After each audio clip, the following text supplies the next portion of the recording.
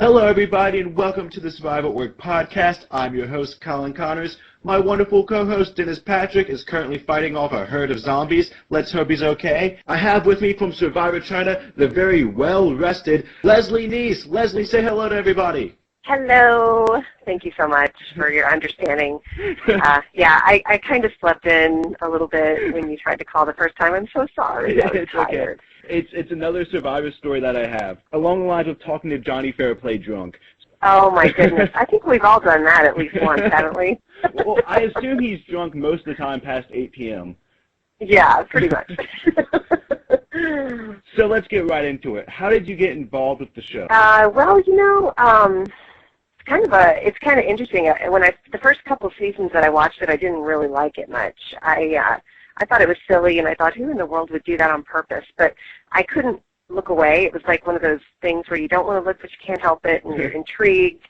And then by season 3, when they were in Africa, just so miserable, and then once it was over, Jeff asked them all if they'd do it again. They all said they'd do it again in a heartbeat. There was just something inside of me that was like, whoa, okay, so what is it? Why would they do that to themselves again? You know, there's just something very intriguing to me about that. So that was the first night that I filled out an application. I mean, it was literally 11 o'clock at night on the East Coast. The thing had just ended, and the reunion show, and so I got up and printed out the application and started filling it out. So 11 auditions later, I finally got a phone call. Oh, 11? So you applied for every single season past season 3? Yes, I did. Oh, wow. Did you ever get past that first stage in any of the other seasons? Oh, wow. Nothing. Not even a phone call, not even a, hey, we received it, nothing. I mean, it was definitely frustrating at times. I see people who are auditioning all the time, and they get so frustrated, and I just want to say, I totally get that, but you just got to keep trying. Basically, it's testing to see how bad do you really want this. Are you willing to put yourself out there and be disappointed? Because before the good stuff happens, sometimes it's hard, and you got to work for what you want. So, or you could be like Courtney and be in a restaurant and Lynn Spillman see you and be like, hey, you'd be cool for Survivor, and 2 weeks later you're on the show. So. Yeah, those lucky people. I just talked to Nayanka, and something very similar happened with her, too. Yeah, well, they've got those really dynamic personalities. And I have a good personality, but I have a personality that a lot of people have. And until people get to know me, they don't really see who I really am. Mm-hmm. So you have to get in front of them in order to show them that. Was there anything different about the 11th time than the other times? You know what? It was the time that I finally just said, I'm doing this because I really feel that God's calling me to do it. I feel like He wants me to do it, but I really had no expectations. And I think it was the first time that I sent it in, and I thought, oh, well, here goes nothing, And as it turns out, that's when they finally called me. It was funny. And I think I, for the first time, decided to really be myself and write a little bit more about my faith. I think that's what drew them to me a little bit, was my faith in Christ. But it was interesting because initially, like the first few times that I auditioned, I didn't really have faith in Christ. I mean, I did. I would say I did, but I didn't. I mean, it was very, like I said a prayer, and then I just kind of lived like however I wanted to live instead of really living for Him. But then I did surrender my life to Christ back in 2003, sorry. And when I did, I kind of took this whole Survivor thing and really prayed about it with my husband, like, is this something that you want me to do, God, or is this something I want me to do? And we really felt clear that He wanted me to continue to pursue it. And so, I don't know, it was kind of weird. Like, through the audition process, as I look back over my audition videos, the first few were like, yeah, I'm going to be manipulative, and I'm going to be this, and I was like totally different. And then I was just, once I became a believer, a lot of things changed, but I still had the competitiveness, and I still looked at it as a game. And I think as Christians playing the game, we've got to remember that it is just a game, that it's not real life. And it's hard to do when you're out there, though. Well, that was going to be one of the questions I asked you, is Christians seem to have a hard time in Survivor of actually playing the game. I mean, look at Brandon Hance. Yeah, he's playing a lot different this season. he's a little different now, but I think, you know, you go into it with such good intentions of, okay, look, I know this is a game. And I remember in my interview with the producers, they were like, you know, how are you going to do this? And I said, listen, this is a game. I play balderdash with my kids, and I write down what I say that, you know, I write down a lie, like here's what this word means, you know, and I kick their butts, and I don't feel bad about it, and we laugh, and it's fun. It's a game. And so I really had this sort of idea going into it that that's how Survivor would be. But what I discounted, I think, was just that the relationships that are built out there, and the, you know, you're deprived of everything, including your reputation. Nobody knows who you are. They don't care who you are, what you've done. They don't care that you're a mom. Nobody cares about anything except $1 million. So once you get out there, it's very different than what you think it's going to be. This is not balderdash. You know what I mean? It is very hard. And I did not do a very good job of actually playing the game on Survivor China. And I think a lot of that had to do with the fact that I was very new in my faith. You know, it had only been like 4 years, and I really struggled with, I've got to protect God's reputation, you know. I've got to be a good Christian for God, you know. He'll, and I've realized since then that, you know, he definitely does not need me to protect his reputation. He's way bigger than that. So, you know, there's a part of me that would really kind of like to go back and play again, just for that reason. I think in maturing in my faith, I realize, you know, it is just a game. But there are lines that I still would not want to cross, and that would be, you know, I think there's, you have to bluff in the game of Survivor. You have to. Yes. But taking advantage of relationships and taking advantage of people, that's not my thing. You know what I mean? So there's a line that I don't want to cross if I ever do play it again. For instance, you could be maybe a Parvati-type player, but you wouldn't be a Russell-type player. Absolutely. You know, only without the sex appeal, because, you know, obviously I'm a mom. I'm a lot older than I even was then, and I was called the old lady back then. So, and I'm only 43, so just so you know, I'm really not that old. But well, Survivor has a bad habit of only casting 20-year-olds, and I'm saying this as a 20-year-old. So when the 40-year-old gets out there, it's like, oh, look how old that person is. I'm like, my mom's 10 years older than that person. I know. I couldn't believe how old I felt. I was only 38 when I played the game, and I really did. I felt like I was ancient. I mean, John Revere and James called me the old lady. You know, I didn't know that until I saw it, and I was like, you guys are so mean.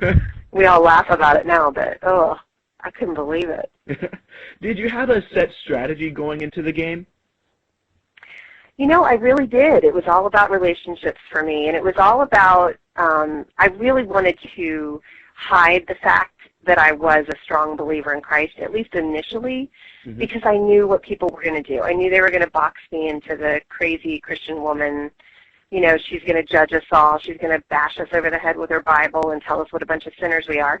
I knew they were going to do that to me, so I really didn't want my faith to be, you know, well known. But that obviously, you know, in the first episode, I don't know if you remember, there was there was an incident at the temple where my strategy was kind of, I guess, made null, because there was no way I could do that. And when he asked me why, you know, I really had to be true to my faith. I mean, that is the most important thing to me. And winning a game is awesome and it'd be fun, but it's nowhere near as important as my relationship with Christ. And so at that moment, I really felt like I knew I wasn't going to win, but I felt like I won in so many other ways that it really didn't matter.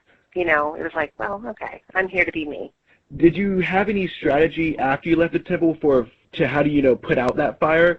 Or once you left that temple, you said to yourself, I'm going to be going soon? Well, it was kind of both. I mean, I knew that my faith was, I knew they were going to assume things about me that weren't true, so my strategy was really just to be me, to be real, because I knew if they knew me as a person before they knew about my, where I stood with my faith, they wouldn't be like, okay, she's that kind of person. You know, they would know who I was. And so my strategy was relationships and building those, and really just being helpful around the camp, being kind, being the peacemaker. I read a book right before, actually on the way on the 15-hour plane ride to China, I read a book about peacemaking, and I thought that's going to be my role in the tribe. I want to be that person that, tries to restore relationships and keeps the peace, because that's like a soothing balm. You know what I mean? Like having somebody around like that when you're in such a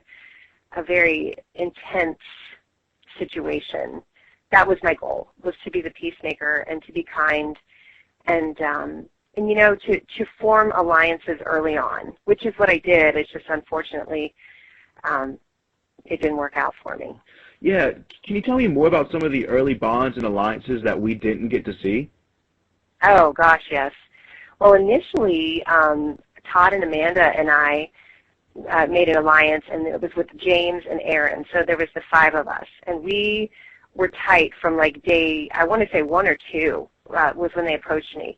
And the reason Todd came to me, I think, was because he knew I was like a Psycho Survivor fan, and he was too. And so we had a bond right away. I mean, I just loved him. He called me Mama. It was really awesome. But so we really wanted to play the game together. But then once he saw my heart and how difficult it was for me to play that sort of backstabbing, taking advantage of people. He's like the way that a lot of people play Survivor. I think he really doubted my ability to do that, and so he ditched me for Denise. So Denise sort of took my place in that alliance, and then somehow Courtney and him, got really close, and I was really close with Courtney too, which was weird. I really wanted her to be in the alliance with us, and I remember saying to Todd, I can't vote against her. I really like her. And he was like, yeah, but she's just so, she's so small, she's probably not going to last. And then I think he realized, wait a minute, she's small. That means I can actually beat her. She might be good to bring along too. So he was kind of he was the ringleader. He played such a great game. I'm so shocked they haven't asked him back yet. Well, that's what everyone online is waiting for. They're waiting for Todd to come back in an all-winner season because he's seen as one of the best, if not the best winner. What did you make of Aaron being the leader of your tribe, quote-unquote leader? Oh, my gosh. We would just laugh. I mean, he was so funny. He kept saying, I don't want to be the leader. And then he'd go, okay, now you go over there and do this. And you over there collect some wood. And Leslie and Courtney, it was always the 2 of us together. We would go and get water and bring it back. And so we had a little system. And he was sort of the ringleader, but nobody really took him seriously. He kept quitting, and then he would start again, and we'd be like, oh, boy. I don't really feel like we had a leader except for, I think James probably was, only because he wouldn't put up with anybody doing anything that was, it's like we had to work. We were just working at that camp. And so, I don't know. Except for John Bear, he slept and he still got to play a lot longer than I did, but that's okay. Well, that was his strategy. Well, here's what's so funny. We doubt that. We really seriously doubted that was really his strategy. Oh, you think he just was said that? just lazy. I think he just said it. I really do. He was so lazy. There's just no way. Courtney and I were just cracking up when we saw it airing. We were like, oh, yeah, okay, it's his strategy. But he's a poker player. He doesn't do stuff in the wilderness. He's not out there camping and stuff. But honestly, he was a really nice guy, like one-on-one. So I don't want to put him down or anything. It was funny to see him say that was his strategy. So why did you give the idol clue to Jamie? Well, because I went to Jamie, and they didn't show this either. I went to Jamie. I was trying to think of who I would, who I would give it to on the other tribe. So when she was at our tribe, I gave her the clue. And I told her when I gave it to her, I said, okay, here's the deal. I'm going to give you this. And I don't know, it's a clue to, whatever. And I said, but if you guys get an opportunity to kidnap somebody from our tribe at any point, either kidnap me or Todd, so that we will give, you, or you can give us the clue. And so we kind of formed like a sub-alliance. It was her and Eric and me and Todd.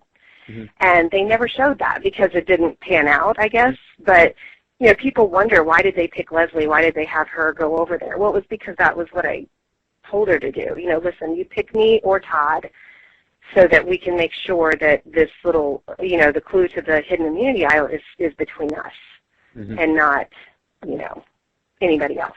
So it was kind of a little sub-alliance going that never really took off. I have to ask, how upset were you when you saw where the idol really was? You know, it's funny because it was something, I lost sleep over it when I got voted. I was like, where the heck was that thing? And it was something that I had thought of, but it was too little too late. Oh. And, you know, I didn't find out until, you know, obviously the game was over where it was, and I just about kicked myself.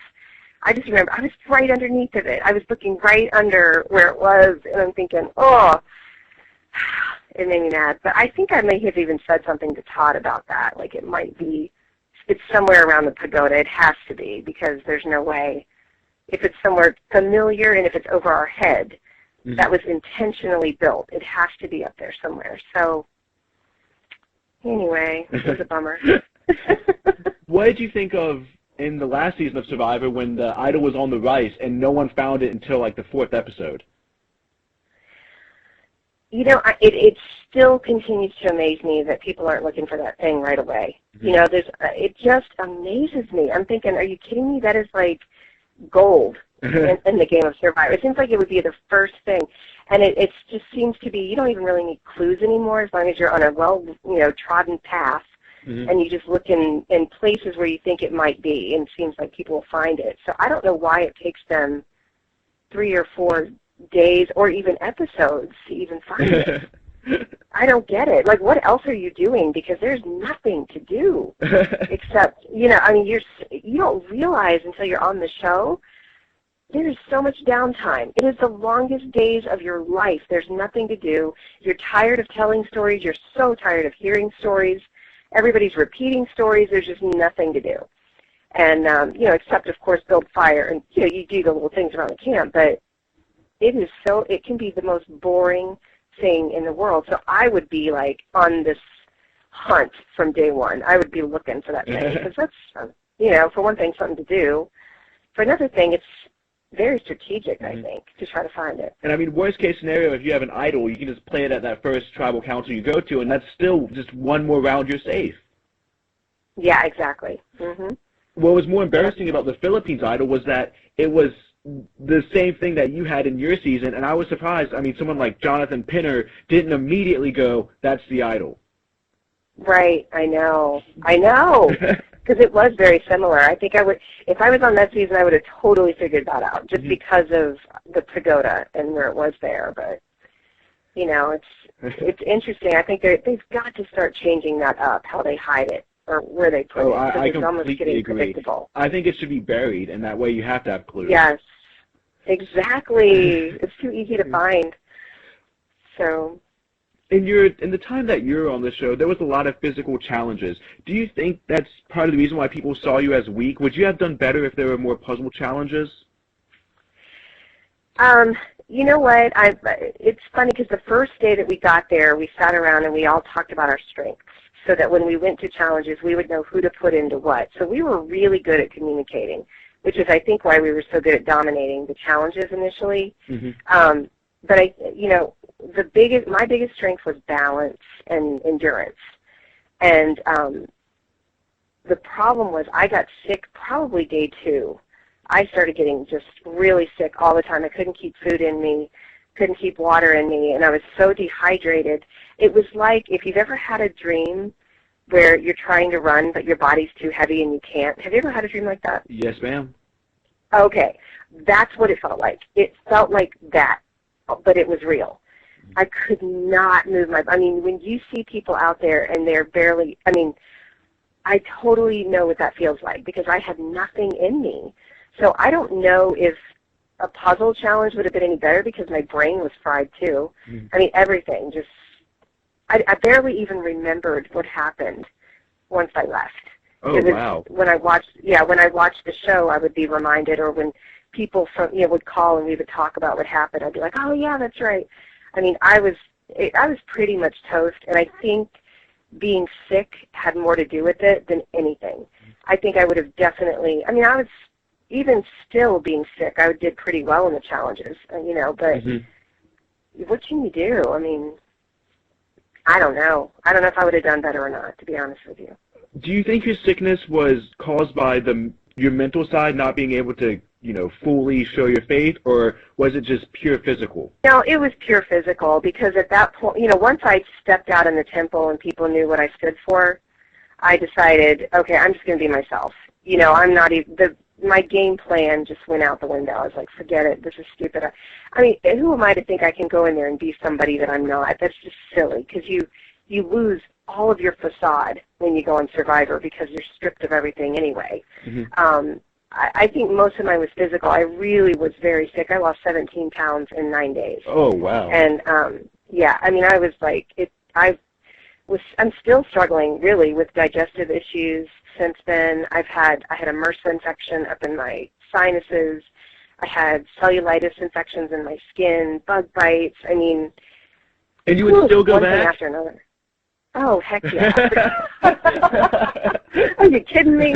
Well, but here's the thing. I highly doubt they would ever go back to China, you know, and that's the thing. I don't know that I would want to go back to a mud pit, pig pen, you know, which is what we lived in, a pig pen.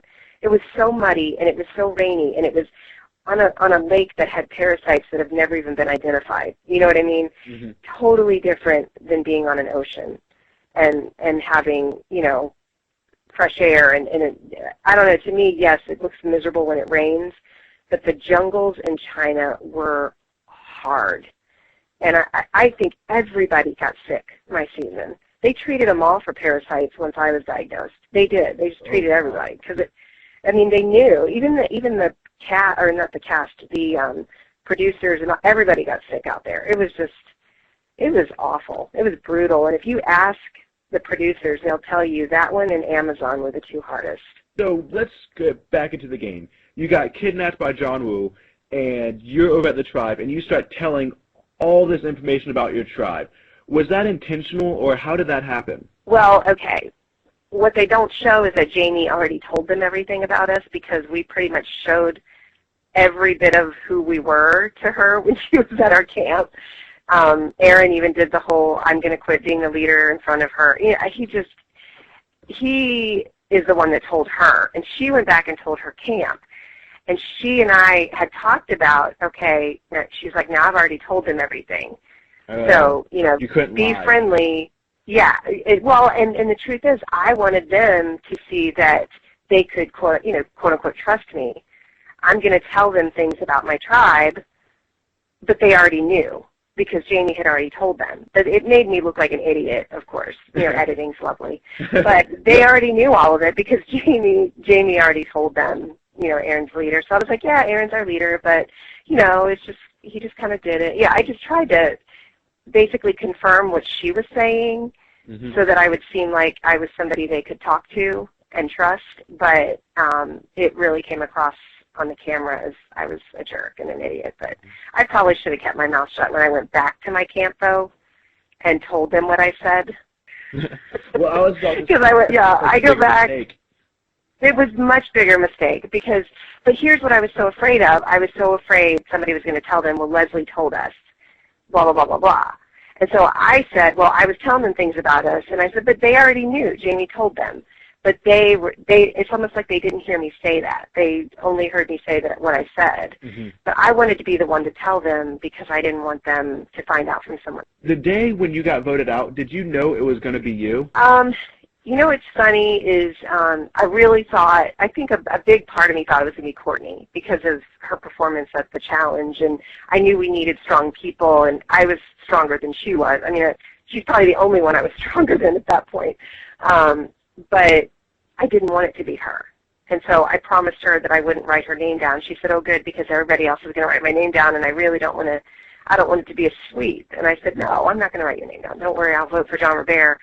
Well, then everybody told me that they were going to vote for John Robert, but they wouldn't look at me. Ooh. And so I told Courtney, especially Amanda, oh my gosh, bless her heart, she was so bad at this game when we first started. She was like, yeah, we're going to vote for him. But she, like, kept stirring the fire and doing things. You know, I was like, oh my gosh. So I went to Courtney. I said, Courtney, they're going to vote me out. She goes, that is so stupid. Why would they do that? Look at me. I'm falling apart. And I was like, they're voting me out. I guarantee it. And so when we got there, I wasn't sure, but I kind of figured. And then when I saw Mom, I was like, oh. It was like a knife. It was like a knife. I thought, no. Not Todd. But not you. But I immediately put my hand on his leg, and I was like, it's okay. I said, listen, it's a game. And he's so sweet. I really don't hold any. He didn't have a choice. He fought for me. Well, I was going to say about the whole Amanda thing. If you remember correctly, in Heroes versus Villains, the reason why Poverty played both her idols for Sandra and Jerry is because Amanda told her they were voting for Poverty, and Poverty said, Amanda's like the worst liar ever. Mm-hmm. So she still has. She really is terrible. Oh, she still didn't get any better, I guess. But yeah, I was like, she was the one that I could see right through. And she's the reason that I had a good suspicion that it was going to be me. I didn't think that I had done anything wrong, though. Mm-hmm. I didn't think that telling them what I had said was a big deal because Jamie already told them. Mm-hmm. But they really looked at it like I was going to. I think, too, telling them that there was other Christians over there was a really stupid game move for me. And the main reason I told them that was because I wanted them to think that's why they pulled me over there.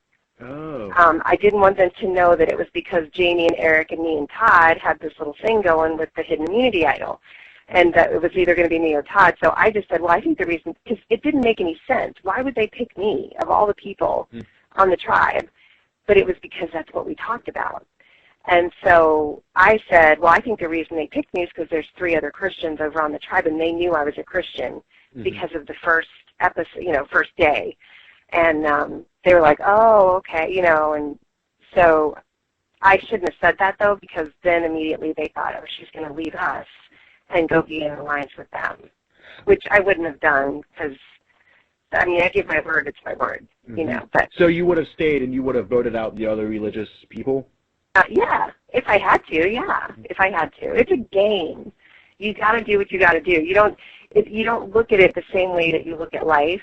And I really like what Lisa Welchel said in the last season. She said, you don't tell a boxer to train and go in there into the ring and he just stands there and he doesn't hit because hitting's not nice. You train and you got to do what you got to do.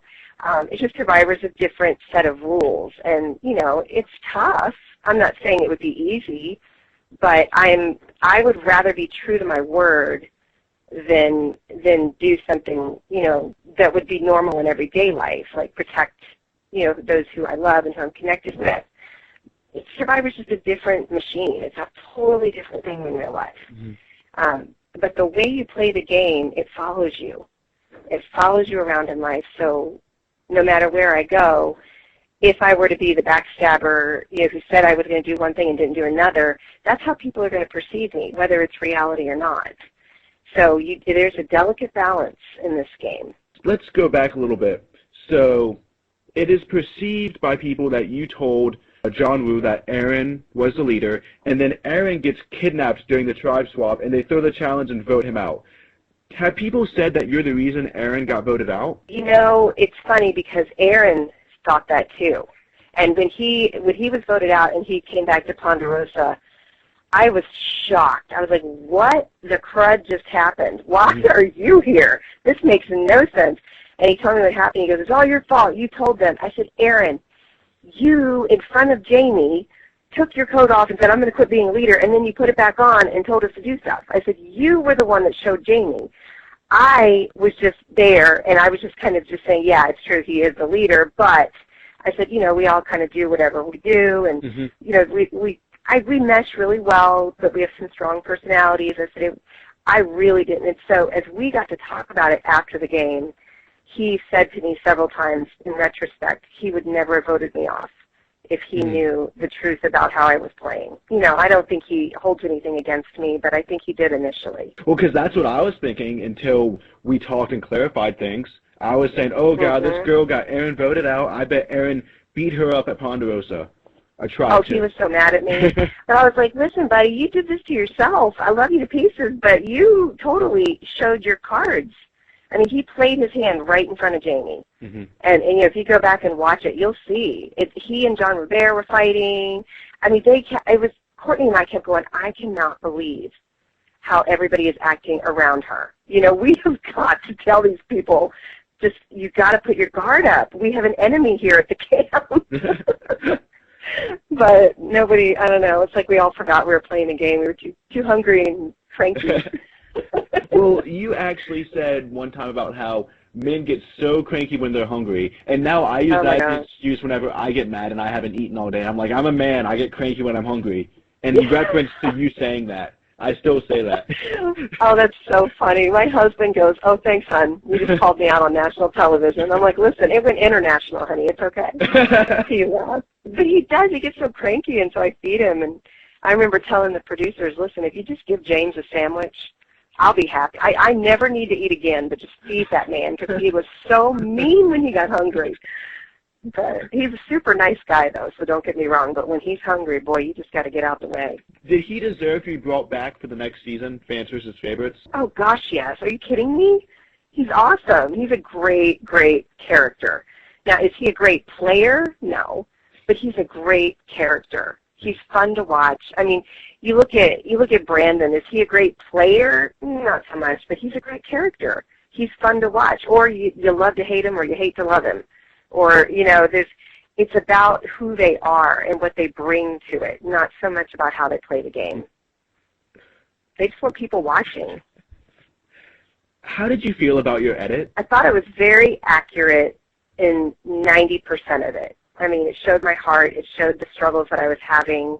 It showed my faith. They really do take one aspect of your personality and they hone in on it on Survivor. Like Courtney, for instance. Very multifaceted young woman. All they showed was that she's a loudmouth, smart aleck. You know what I mean? But I'm telling you, she is probably one of the kindest, sweetest people I've ever met in my life. But they didn't show any of that. So there's other sides of me that they didn't show. But if they're going to pick one, I'm glad they picked what they did. Do you know what I'm saying? Mm-hmm. Like, it's okay. I think some of the things that were left out that I really wish they would have put in, I wish they would have shown that I was playing the game. I wasn't an idiot. I did make alliances. I did try to do this sub-alliance thing. I wish they would have shown that, just all of that. And I also, when Jamie decided to give the clue to somebody on our camp, she said, I want to give it to their weaker player. Mm-hmm. She was talking about Courtney. She was going to give it to Courtney. But then she and I know, and then she and I got in conversations and started to connect. We really got along. And she said, I was going to give this to Courtney, but I want to give this to you. And so when they said that, she said, I want to give it to the weaker player, and then they showed me in the clip. Mm-hmm. I was like, hey, that's not nice. I mean, I was weak, I understand, but come on. So I thought that was funny. Well, they have to do what they can to justify the boot. Well, and you know what? It's fine. I don't care. I'll take it. I'll take one for the team. Plus, if it's, I was weak. It's just not who she was talking about. So some of the more recent seasons, I'm thinking of South Pacific and Redemption Island, had a much deeper religious theme and undertone. Would you have done better in those seasons? I don't know. I don't know. I've had people ask me if I would have done better if I was on John Hugh as well, because there was 3 other Christians. I don't know. I mean, I just go and I be myself. I think that, man, I don't know how to say this. There's sometimes we can be portrayed as believers, especially very zealous believers, as sort of crazy. And, I think that the editing may have made them seem a little bit over the top at times. I think of all the things that I've seen since I've been on the show, I would have played the best game with Mike Skupin. Because I think we have very similar views about playing the game and about being believers in Christ. And so knowing the balance, yes, I probably would have done very well with him. He probably would have done for me what he did for Lisa to protect, for a while so that you can play the game. If you don't have someone there to protect you and, you're a woman and you're older, if you're not this strong type A like Sherry, who I think is an amazing player, it's going to be hard to get you very far in the game. I have a completely random curveball question. Yes? The best question I think I ask, and it always takes every Survivor contestant by surprise. Are you ready? Okay. I am so ready. Can you do any celebrity impressions? I don't think so. I don't know. I don't think so. Celebrity impressions, no. I don't think I've ever done a celebrity impression in my whole life. Come on, you have a radio show. You gotta, I bet you mimic people sometimes, or... No. we talk about, what's going on in the world and goofy stuff, and we laugh a lot, but we're not, I don't really impress, I don't know. I don't think so. Leslie, I'm so sorry. That is very... to say no. You're number 5 to say no in a row. I've never had this long of a no streak. Are you serious? 5. I really don't have one. I wish I did. I'm seriously wishing I did, but I don't. It started with Richard Hatch. So boring. And since then, every other...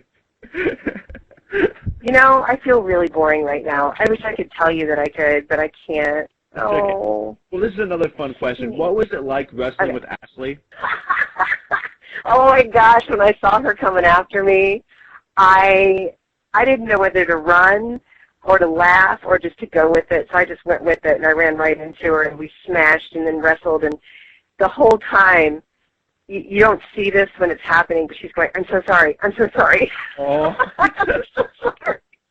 She kept apologizing to me because she knew. She's like, here's this mom, this mom from the South getting her butt kicked in the mud. But yeah, it was cool. It was funny. How many people can say they were in the middle of the jungle in China wrestling a pro wrestler in the mud? And you outlasted her in the game of Survivor. Remember that? I did, by one whole episode. That's funny, yeah. So I heard Jamie and Eric got married. Do you know anything about that? Yes, absolutely. I was there. They asked me to speak at their wedding, and oh my goodness, it was so beautiful. It was in Charleston, South Carolina, and I got to share some scripture, but I also got to share, this is so funny, when we first got to China, we weren't allowed to talk. You know how it is. They sequester you. You can't have conversations with people until the game starts. Mm-hmm. But I journaled a lot for the week and a half before the game started, and in those journals, I put down my observations about people, and one of those entries talked about the Barbie doll blonde girl and the curly-haired musician boy. And I said, because I didn't know their names, I was like, there is something going on with those two. I just know it. They're so adorable. They're going to, And so I talked about the connection that they were having before they even realized they were having a connection. Oh, wow. And then when I went over to John Hugh, I pulled them aside, and I was like, all right, what's up with you guys? And they just looked at each other and giggled and acted like it was nothing. I was like, well, you just don't realize it yet, but there's something going on. And so they wanted me to share my observations at their wedding, so I was able to do that. It was pretty cool. Oh, wow. So you survived bringing more people together. Oh, my gosh, and they're so cute. And they have this little boy. He is adorable. Oh, my God. Well, maybe you can be on the season where their kid goes against Boston Rob's kid. Oh, have mercy. I would be so old by then. It would only be like 15 years from now. 15 years, that's still pretty old for me, but, You could be the peacemaker between Boston Rob kids and Jamie's kid. Oh, my goodness, that would be so funny. So, Leslie, what have you been up to since your time on Survivor? Well, I just released a book, and I'm very excited about it. It's called Wholehearted, Living the Life You Were Created to Live, and actually one of the endorsers is Courtney from my tribe. She read the book for me and endorsed it, and I basically just lay my life out. It's a very wide-open book telling, my story of how I came into a relationship with Christ, and also comparing it with a woman who I know who had a heart transplant, a physical heart transplant, and I compare what's happened to me spiritually to that as a spiritual heart transplant. Mm-hmm. And so I connect the two. It's pretty cool, like how, there's a scripture in Ezekiel where God says, I will give you a new heart. I will take out your stony, stubborn heart and replace it with a tender and responsive heart so that you can obey my commands. And so that's what happens when you become a believer, is he actually gives you a new heart. So your desires change. He changes them for you. So I really talk about how I got to that point with that. I do a radio show. I'm on a different station now than I was when I did Survivor. I live in Greenville, South Carolina now. So working for his radio, I do their morning show.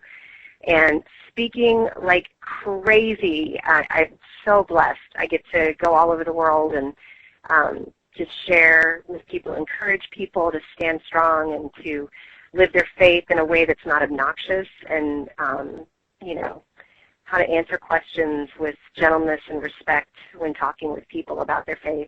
It's a lot of fun. I love it. I have a great life. So if I want to hear you speak, where should I go? Well, if you want to go, you can go to my website, and the calendar is right there. It's leslienease.com. Mm-hmm. So my calendar is there.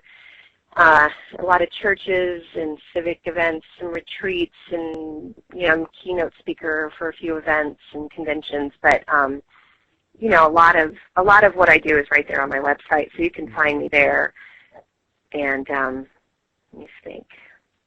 And if you're interested in having me speak, just send me an email at info@leslienease.com. And can we get your book on Amazon or through your website? You can get it on Amazon, Barnes & Noble, it's on Nook, it's on Kindle, and if you wanted to get it autographed, you could send it to the station at his radio, and I would be happy to autograph it and send it back. So awesome. It sounds like a plan.